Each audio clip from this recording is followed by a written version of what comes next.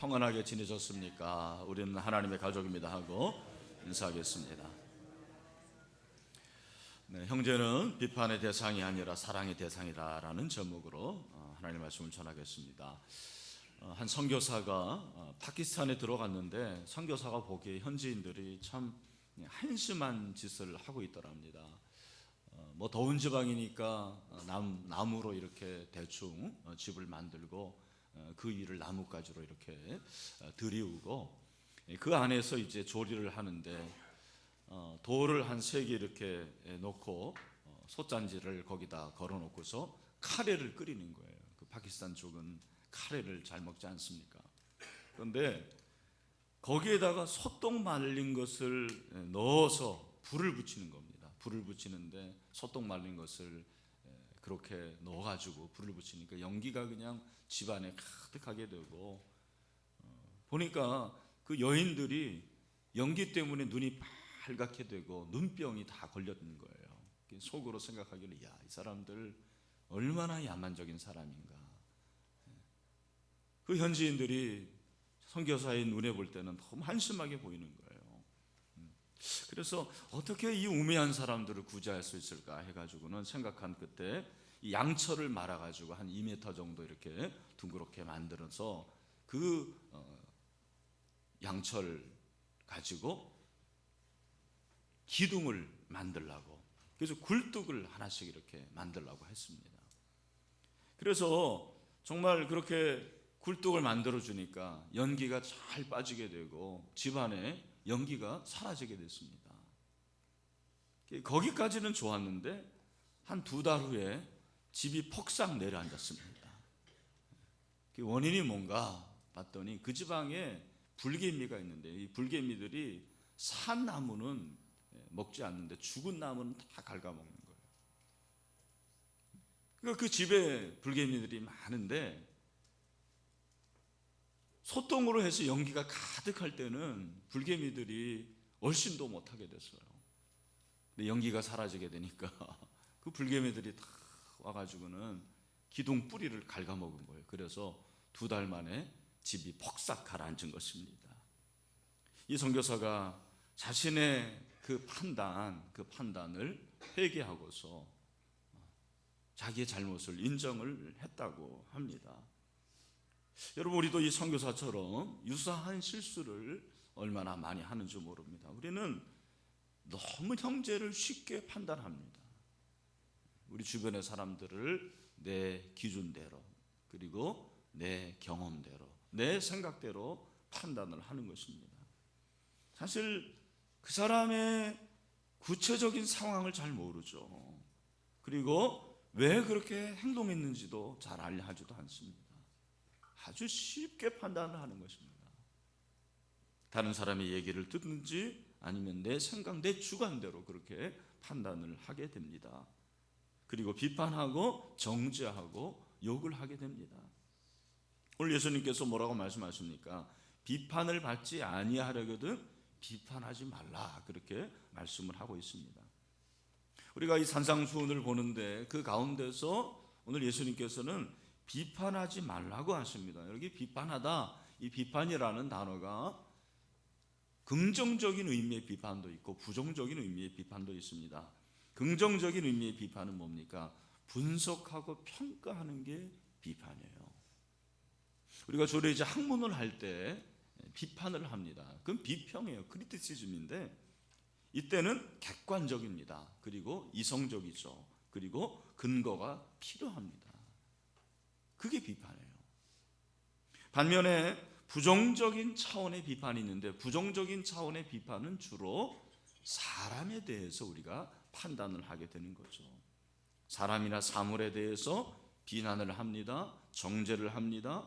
그리고 보복까지 하는 것이 바로 비판이라는 것입니다. 예수님이 비판하지 말라라는 것은 전자일까요? 후자일까요? 네, 후자가 됩니다. 특히 남을 비판하는 것, 뒤에서 욕하고 험담하고 자기의 기준대로 평가하지 말라고 말씀하십니다. 그 이유가 무엇입니까? 2절에 보니까 너희가 비판하는 그 비판으로 너희가 비판을 받을 것이요 너희가 헤아리는 그 헤아림으로 너희가 헤아림을 받을 것이라 그렇게 말씀을 하고 있습니다. 왜 우리가 형제를 비판해서는 안 되느냐? 형제를 비판하면 그 비판을 나도 받을 것이기 때문입니다. 그런데 그 비판을 누구에게서 받느냐면 하나님에게서 비판을 받는다고 말씀하시는 거예요. 우리가 다른 사람을 헤아리면 다른 사람도 나를 헤아리고 나를 비판할 뿐만 아니라 궁극적으로 종말론적인 얘기죠. 종말론적으로 하나님께서 우리를 판단하실 것이라고 말씀을 하십니다. 그래서 성경은 사람에 대해서 사람에 대해서 판단하는 것을 강력하게 금하고 있습니다.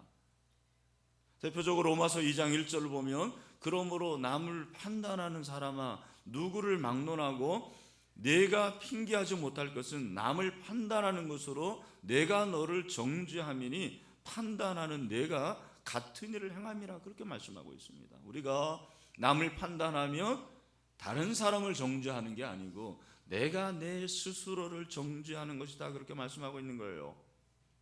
그러면서 2절에 이런 일을 행하는 자에게 하나님의 심판이 진리대로 되는 줄 우리가 아노라.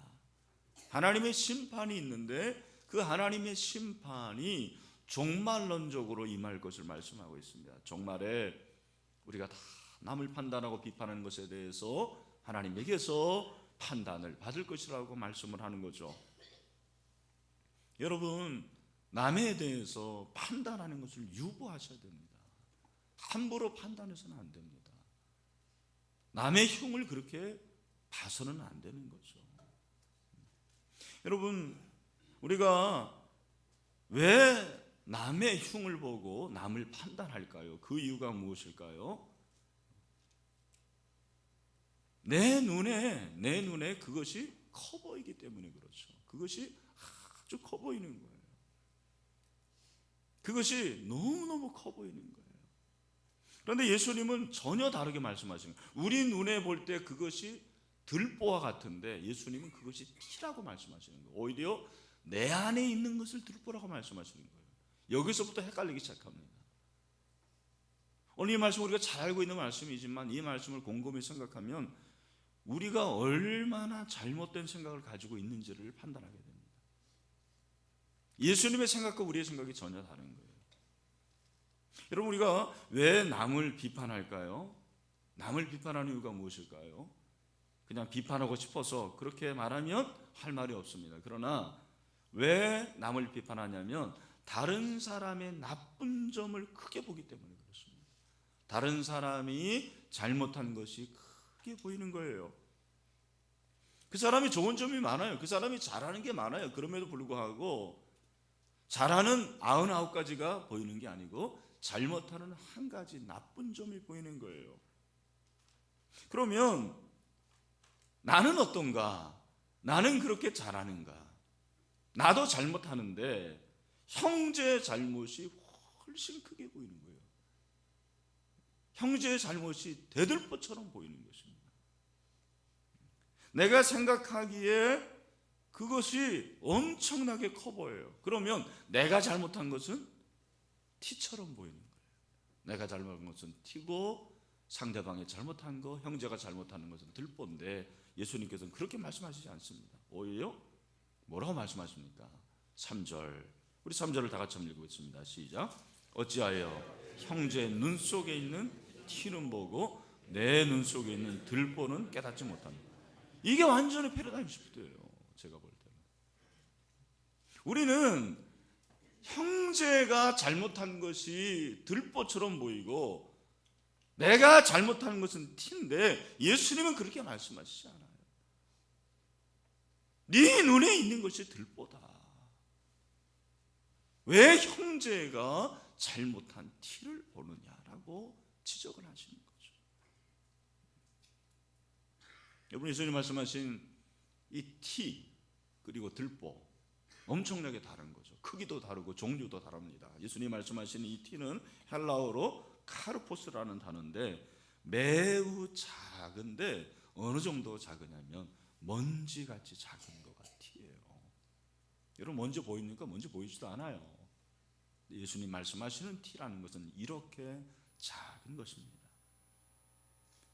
여러분, 그런데 이것이 죄긴 죄예요. 죄인데 어떤 죄냐면 일반적으로 우리가 생각하는 그런 죄예요. 우리가 생각할 때는, 우리가 눈에 볼 때는 그게 굉장히 커 보이는데 그것은 예수님 말씀하실 때 티와 같다. 일반적인 죄. 어떤 것일까요? 세상 사람들의 통념의 죄라고 생각하는 거, 남의 물건을 훔치는 거, 그리고 사기치는 거, 간음하는 거. 교회 안에서 크게 생각하는 게 뭐예요? 일반적으로 술, 담배 뭐 이런 거예요. 여러분, 그럴 일은 없지만 만약에 여러분의 목자가 지나가는데 보니까 담배를 피우고 있어요. 그럼 여러분 어떻게 하겠습니까? 뭐 목자도 사람인데 아직까지 변화가 되지 않은 모양이다, 그렇게 용납을 하시겠습니까? 아니면은 판단을 하겠습니까? 이야, 목자가 아직도 담배를 펴? 그러면서 나를 가르쳐? 어떻게 하시겠습니까? 아마 제 생각에 100명 중에 99명은 치를 해야 된다고, 아마 목자에서 잘라야 된다고 그렇게 얘기를 할 것입니다. 근데 예수님은 그런 죄가 오히려 티라고 말씀하시는 거예요. 그럼 들보는 뭐냐? 여러분, 들보는 기둥입니다. 기둥. 이 들보가 기둥이에요. 기둥인데 큰 나무 기둥입니다. 예수님께서 말씀하신 이 들보는 죄이긴 죄인데 어떤 죄냐면 티와는 다른 종류의 죄예요. 이 죄는 어떤 죄냐면 종교적인 죄를 가리킨다, 그렇게 보통 얘기합니다. 바리새인이 범하는 종교적인 죄 뭡니까? 구체적으로 외식하는 죄, 교만한 죄, 남을 무시하는 죄, 자기 의를 가진 죄. 여러분, 우리는 그런 죄는 작다고 생각하죠. 오히려 형제가 범하는 술을 마시고 담배를 피고 세상에서 일반적으로 말하는 그런 죄를 들보라고 생각하는데 예수님은 전혀 다르게 말씀하세요. 여러분, 조금 아까 다시 그 얘기로 돌아가면 목자는 담배를 피우는데 그러면 그걸 그렇게 들보처럼 생각하는 나는 어떤가? 나는 형제를 미워하고요, 나는 오히려 교만하고요, 나는 오히려 외식합니다. 그러면 어떤 것이 더 큰 죄냐? 예수님이 보실 때는 다 같은 죄지만 네 죄가 더 크다라는 거예요. 네 죄가 들보다. 그래서 4절에 보면 보라, 내 눈 속에 들보가 있는데 어찌하여 형제에게 말하기를 나로 내 눈 속에 있는 티를 빼게 하라 하겠느냐. 여러분, 4절 말씀도 굉장히 어려운 말씀입니다. 여러분, 오히려 내 안에 들보가 있을 때 그것이 감각이 없어요. 우린 그렇습니다. 내 눈 속에 들보가 있으면 얼마나 아파야 되겠습니까? 그러나 우리는 오히려 그것이 아프지 않아요. 감각이 없습니다. 근데 형제의 눈에 있는 그 티가 그렇게 커 보이는 것이고요. 그리고 그 티를 빼려고 하는 거예요. 빼내려고 하는 것입니다. 여러분, 왜 우리는 남의 눈에 티는 그렇게 잘 빼내면서 내 눈에 들보는 빼려 하지 않을까요? 그것은 남의 잘못에 대해서 예민하기 때문입니다. 작은 일도 엄청나게 부풀리는 거, 침소봉대라는 말이 있는데 자신의 일에 대해서는 바다처럼 관대합니다. 태평양 같은 마음을 가져요. 그러나 상대방에 대해서는 송곳 같습니다. 예리합니다. 찌릅니다. 내 눈에 들보는 커서 보이지 않습니다. 그 들보를 빼내려 하면 얼마나 아프겠습니까? 아프니까 안 하는 거예요. 아프니까 그 일을 하지 않습니다. 그러면서 상대방이 있는 작은 티를 빼려 합니다. 오늘 저는 이 본문을 보면서 예수님께서 이 말씀을 하실 때 제자들에게 어떤 의도를 가지셨을까라는 그런 질문을 해봤습니다. 그러면서 이 본문에서 의외의 단어를 제가 발견하는데 그것이 무엇이냐면 바로 형제라는 단어예요. 3절을 보면 어찌하여 형제의 눈 속에 있는 티는 보고 그렇게 말씀을 하고 있고 4절에도 어찌하여 형제에게 말하기를, 그리고 5절에서도 형제의 눈 속에서 계속해서 형제라는 단어를 말씀하고 있습니다. 여러분, 우리가 비판하고 판단하는 대상이 형제래요. 이웃이라는 말을 사용하지 않습니다. 예수님이 형제라고 말씀하십니다. 여기서 여러분 형제라고 할 때 우리가 일반적으로 알고 있는 형제는 어떤 의미입니까? 형제는 피를 나눈 존재들이에요. 피를 나눈 대상이 형제라고 하죠. 가장 가까운 관계가 형제예요. 물론 자매도 될 수도 있습니다. 형제 자매라는 것은 정말 가깝다라는 말이에요. 제가 연애할 때 전도사 때 연애를 제 아내하고 했는데 제 아내가 저를 부를 때 어떻게 불렀냐면 전도사님이라고 그렇게 불렀습니다. 전도사님. 그렇죠. 뭐 오빠라고 부르겠습니까? 또 자기라고 부르겠습니까? 저는 제 아내를 어떻게 불렀냐면 은실 자매님 그렇게 불렀어요. 너무 홀리하게 그렇게. 사실 가깝다라는 단어예요. 형제 자매라는 것이. 여러분 성경에서 형제라고 말할 때 형제는 어떤 의미냐면 사실은 희생할 수 있는 대상이 형제예요. 예수님이 우리를 형제 삼아 주셨죠. 예수님 우리가 맏형이라고 하는데 그것은 꼭 형제들에게만, 우리 남성들에게 말하는 게 아니에요. 예수님이 우리 자매들에게는 큰 오빠가 된 거죠. 예수님이 우리의 형제 삼아 주셨어요. 그래서 십자가에서 피 흘려 죽으셨습니다. 그 말씀이 요한복음 3장 16절에 나와 있어요. 하나님의 세상을 이처럼 사랑하사 독생자를 주셨으니 이는 그를 믿는 자마다 멸망치 않고 영생을 얻게 하여 하십니다. 여러분, 예수님이 형제로 삼아 주신 것은 친구처럼 여기신 거죠. 사람이 친구를 위하여 자기 목숨을 버리면 이보다 더 큰 사랑이 없다. 그런데 우리는 요한복음 3장 16절의 말씀은 잘 알지만 요한일서 3장 16절은 잘 몰라요.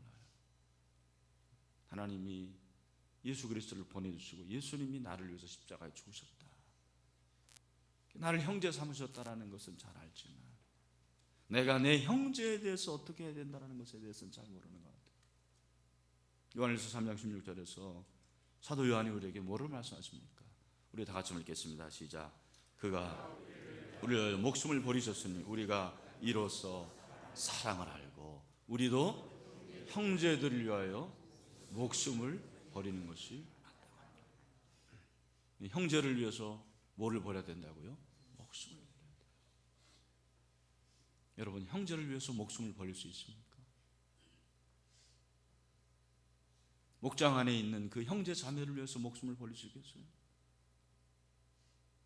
여러분의 목자를 위해서 목숨을 버릴 수 있겠습니까?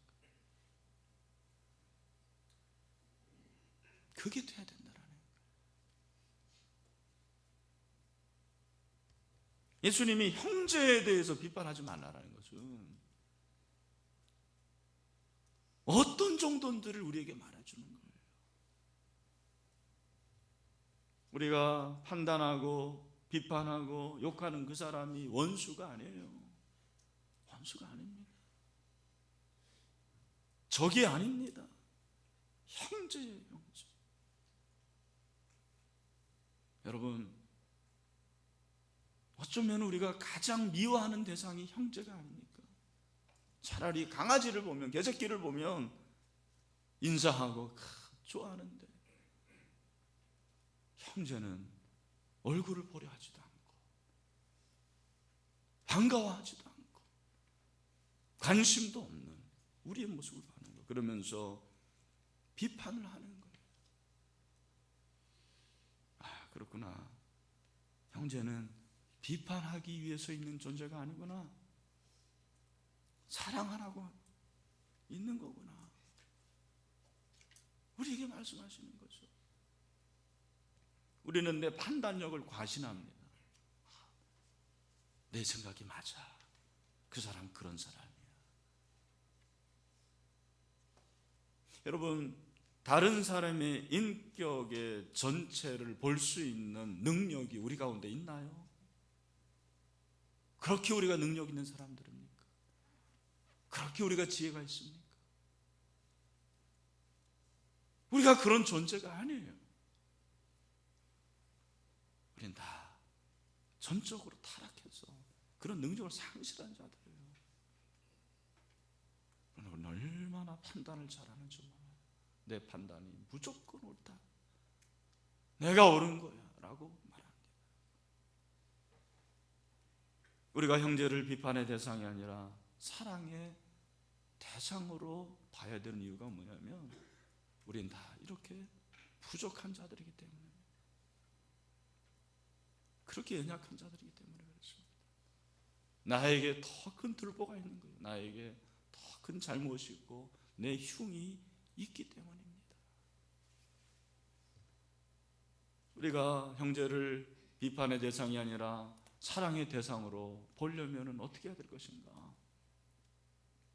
저는 두 가지를 한번 생각해 봤습니다. 첫 번째, 비판을 할 때 사랑으로 비판하라는 거예요. 우리가 이제 자녀를 이렇게 체벌하잖아요. 그럴 때 항상 하는 얘기가 아빠가 너 사랑해서 때리는 걸 그렇게 때리잖아요. 그러나 자녀는 안 돼요.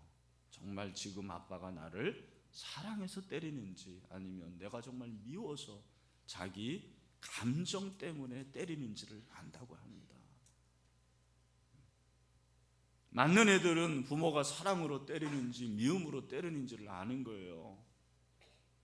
비판도 그렇습니다.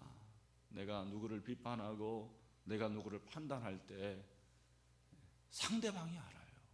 그게 사랑으로 느껴져야 돼요. 아, 목사님이 나를 이렇게 올바르게 지적하는 것이 지금 사랑으로 하고 있구나. 우리 목사가 나를 사랑해서 그렇게 말하고 있구나. 저 김 집사가 나를 사랑하기 때문에 그렇다라는 걸 느낄 수 있어야 돼요. 그 비판은 정말 필요한 비판이죠. 정죄하기 위한 게 아니에요. 네가 잘못했다고 지적하기 위함이 아니죠.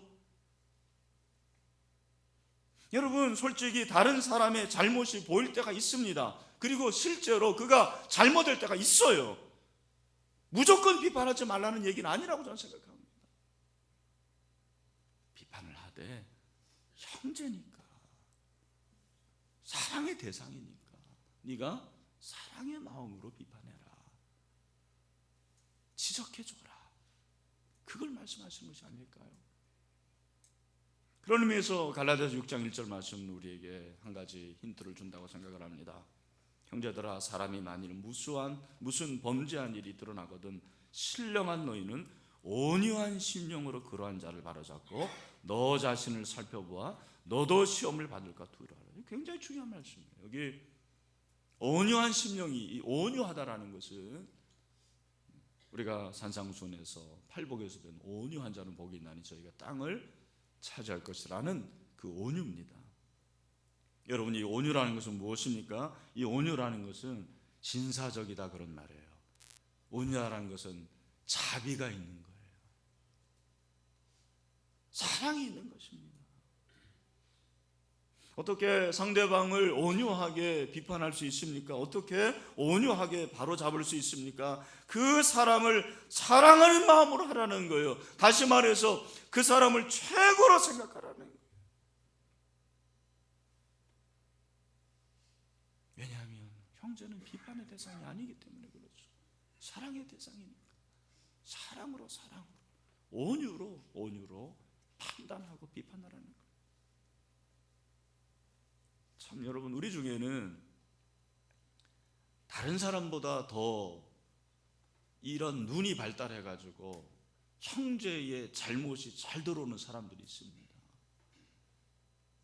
이 ISTJ형 같은 사람들이에요.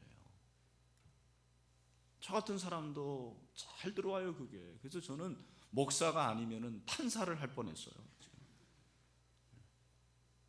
잘 들어와요.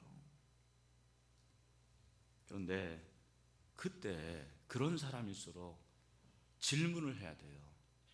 제 생각은 그렇습니다. 어떤 질문이면, 하나님, 제가 지금 판단해야 할까요? 제가 지금 판단해야 될까요? 기도해야 돼요. 기도하고 죄 짓는 사람은 별로 없더라고요. 가끔 별종들이 있긴 있지만 기도하고 죄 짓는 사람은 별로 없어요. 우리의 기도가 달라져야 된다고 생각합니다. 하나님, 저의 눈을 고쳐주세요. 비판하려는 저의 눈, 다른 사람의 티가 너무 잘 보입니다. 어둡고 이상한 것들이 보입니다. 하나님, 저의 눈을 바꿔주세요.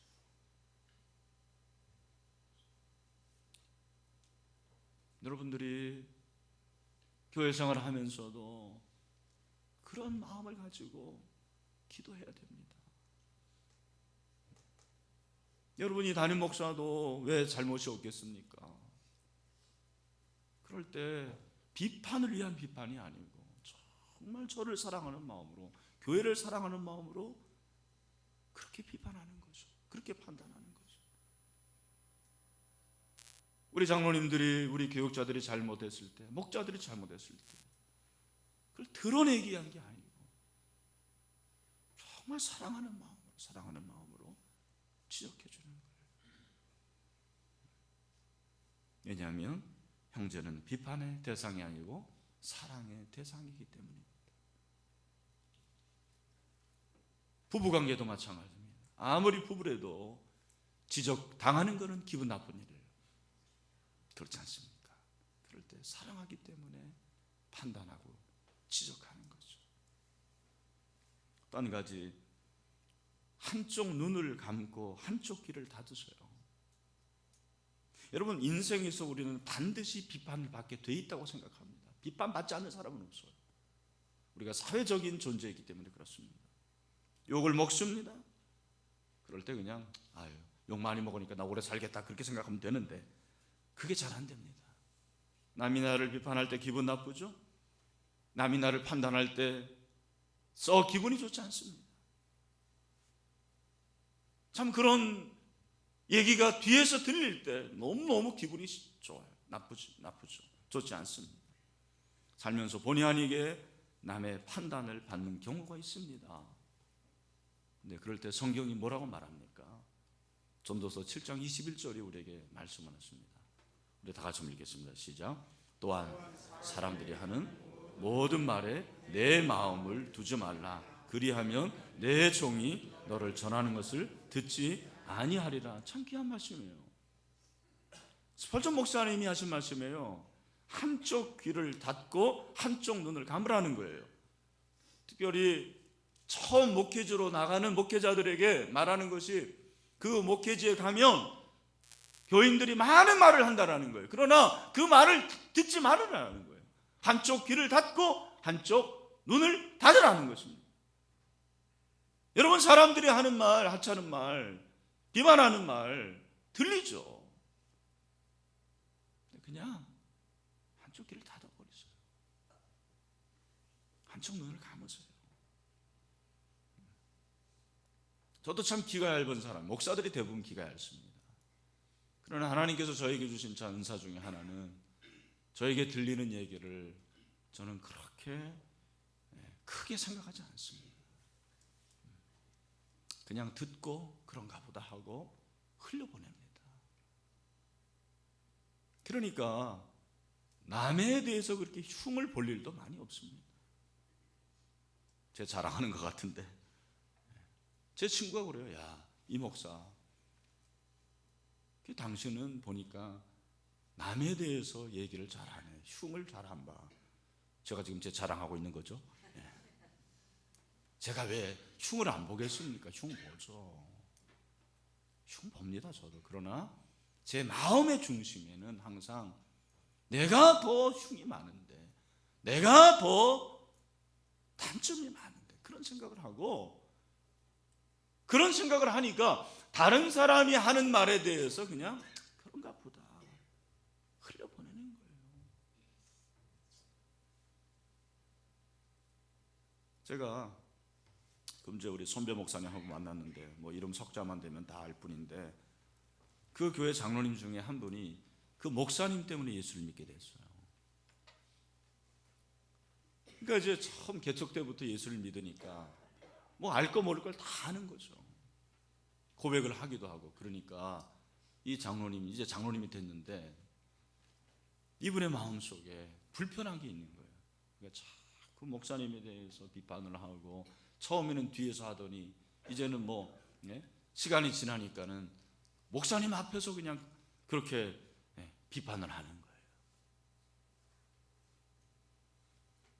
목사님이 참 기가 안 차는 거죠, 이게 진짜. 근데 오늘날 책을 읽었는데 그 책에 이런 글귀가 있는 거예요. 나보다 못한 사람을 섬기는 것이 진짜 희생이다. 어떤 뭐로 보나, 어떤 걸 보러도 목사님이 훨씬 난 사람이에요.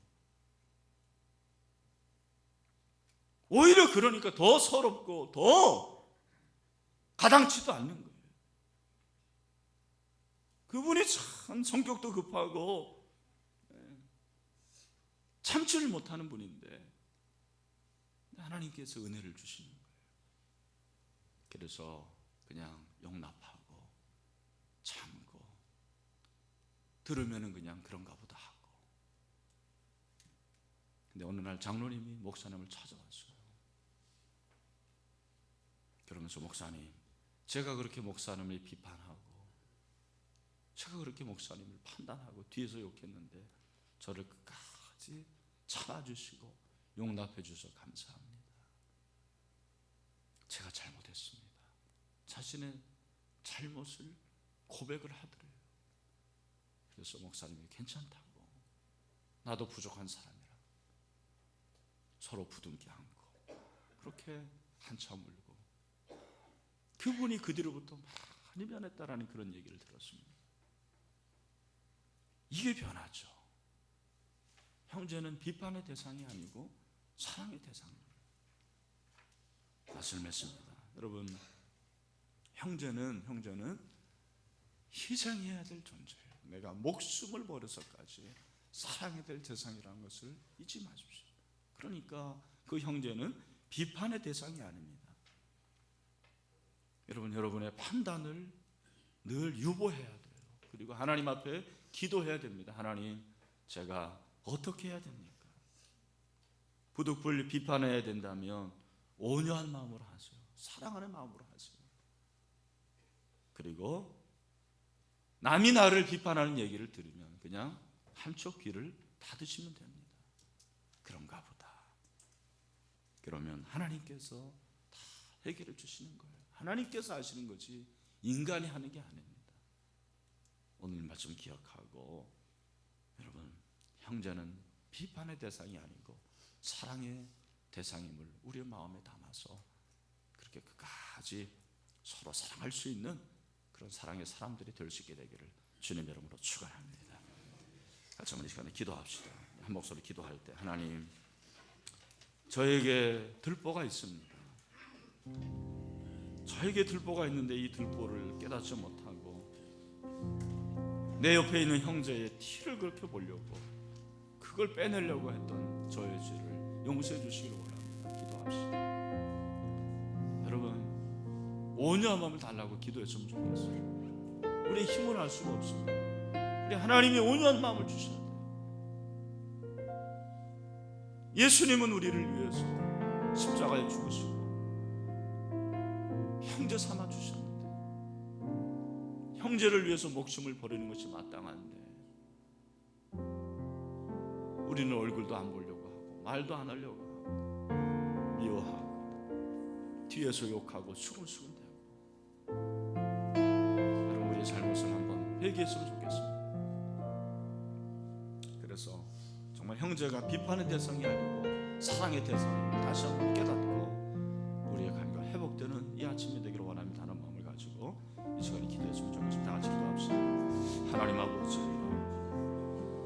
자비를 주시기를 원합니다. 자비를 베풀어 주시옵소서. 우리는 내 눈에 있는 들보는 보지 못하고 형제에 있는 피를 그렇게 빼내려고 하고 그것이 커 보이고 하나님 그것 때문에 얼마나 마음이 아버지 하나님 우리의 죄를 용서해 주시옵소서. 우리에게 온유한 마음을 주시옵소서. 사랑의 마음을 주시기를 원합니다. 우리 주님이 사랑을 베푸시옵소서. 그 사랑을 우리에게 주셨는데 그 사랑이 얼마나 귀한 사랑. 하나님 아버지 우리 가운데 십자가의 사랑을 주시기를 원합니다. 그래서 정말 사랑하는 마음으로 사로잡고 사랑하는 마음으로 들려주고 사랑하는 마음으로 오래 참을 수 있도록 해주시기를 원합니다. 혹시 그 형제가 나를 비난하고 판단하는 말을 들어도 욕하는 말을 들어도 하나님 나의 귀를 닫을 수 있는 그런 마음을 주시기를 원합니다. 하나님 우리에게 이런 능력이 없습니다.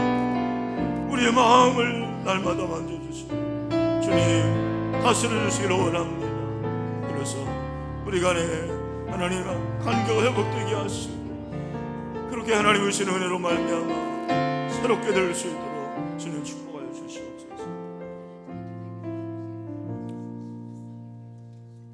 긍휼이 풍성하신 하나님 아버지 한 해를 마무리하는 이 즈음에 혹시 형제에 대해서 비판하고 판단하고 욕하고 정죄했던 우리의 죄가 생각난다면 이 시간 고백합니다. 주님 용서하여 주시옵소서. 형제가 비판의 대상이 아니고 사랑의 대상임을 말씀하셨습니다. 우리 주님은 나를 위해서 십자가에 피를 죽으셨습니다. 형제를 위해서 죽는 것이 마땅하다고 했는데 우리는 말 한마디를 꺼려하고 마음 주는 것마저도 거부하고 주님께서 우리에게 주신 그 화목의 직책을 헌신짝처럼 버렸던 우리의 죄를 용서해 주시옵소서. 하나님 아버지 회복하기를 원합니다. 온유한 마음을 주시옵소서. 우리의 힘으로 할 수가 없습니다. 주님 사랑의 마음을 주시기 원합니다. 혹시 남이 나를 판단하고 비난하고 정죄하고 욕하는 그 소리를 들을지라도 하나님 그 말에 귀 기울이지 않게 해주시옵소서. 귀를 닫게 하여 주시옵소서. 내 마음을 두지 않기를 원합니다. 그래서 그가 오히려 나를 미워하는 것이 사랑으로 변화될 수 있는 그런 놀라운 변화가 일어나게 하여 주시옵소서. 우리 가운데 이런 회복이 있기를 간절히 소원합니다. 그렇게 하실 주님의 이름을 찬양합니다. 예수님의 이름으로 기도하옵나이다. 아멘. 지금은 우리 주 예수 그리스도의 은혜와 하나님 아버지의 크신 사랑과 보혜사 성령님의 교통하심, 인도하심, 사랑케 하심이 형제가 비판의 대상이 아니고 사랑의 대상임을 알아 그렇게 끝까지 사랑하고 끝까지 용납하며 이해하기를 원하는 모든 사랑하는 성도들 가운데 저들의 관계 가운데 공동체 가운데 영원토록 함께 하시기를 간절히 축원하옵나이다. 아멘.